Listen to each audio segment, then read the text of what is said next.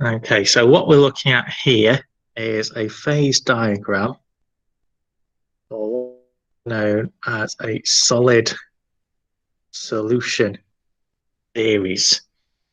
We're looking at the minerals on Bowen's reaction series that we've previously talked about, looking at calcium-rich plagioclase feldspar, which forms at high temperatures, and sodium-rich plagioclase feldspar, which forms at lower temperatures.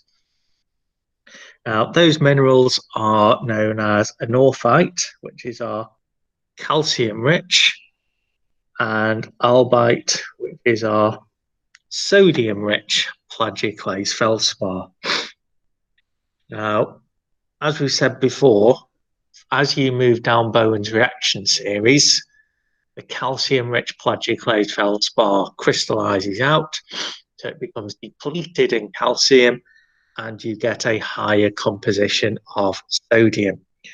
Now, this solid solution series diagram explains how that process will occur.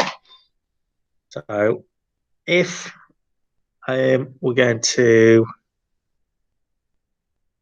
look at this sodium-rich plagioclase feldspar, the calcium-rich plagioclase feldspar, the solution series.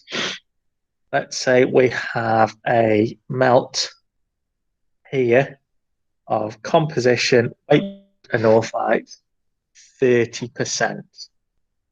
And that means that it's obviously albite.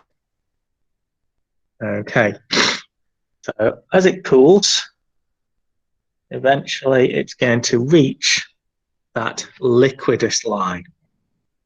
Now, the liquidus line is that line that separates your fully liquid phase from your liquid and crystal phase here. So you've got plagioclase and L for liquid.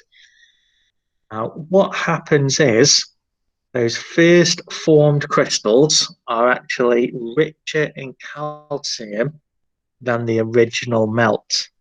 So what's happening is that we are depleting the melt of calcium. So the diagram runs along here, and then we read it down there. Then we get a mixture which is approximately 70% anorthite and 30% albite. So what we can see here is that we are removing the calcium from this liquid. So the calcium-rich plagioclase feldspar is first to crystallize. You see that we've got 70% calcium-rich are our first formed crystals.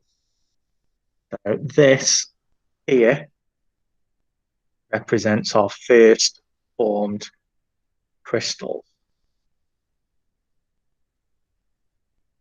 Now, what happens because we're becoming depleted in calcium, what we're as eutectic systems is we follow the liquidus down in that direction.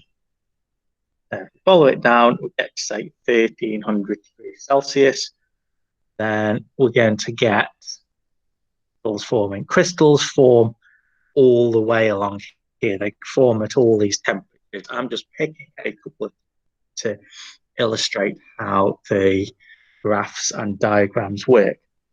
At 1300, we get crystallization. We follow that along, and we're at about 50% calcium rich, so 50% anorthite, 50% albite. You can see how when we talked about Bowen's reaction series, we get any mixture of percentage of the two minerals. That solution series, we can have any value. And if we continue further down the liquidus, get crystallization here of 30% anorthite.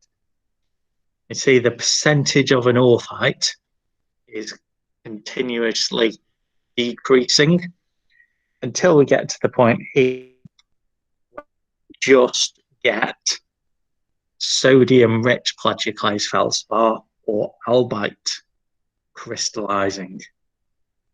Now, at high temperatures, you'd only have 100% calcium-rich anorthite. So that's how we get this full solid solution series. Now, as we said before, if the system remains in equilibrium, you will end up with a final amount of crystals that reflect the original composition. So we've had 70% anorthite crystallized here, we have 50% crystallized here. Ultimately, when everything is crystallized, we go back to that original composition. The crystal composition is always the same as the original melt composition.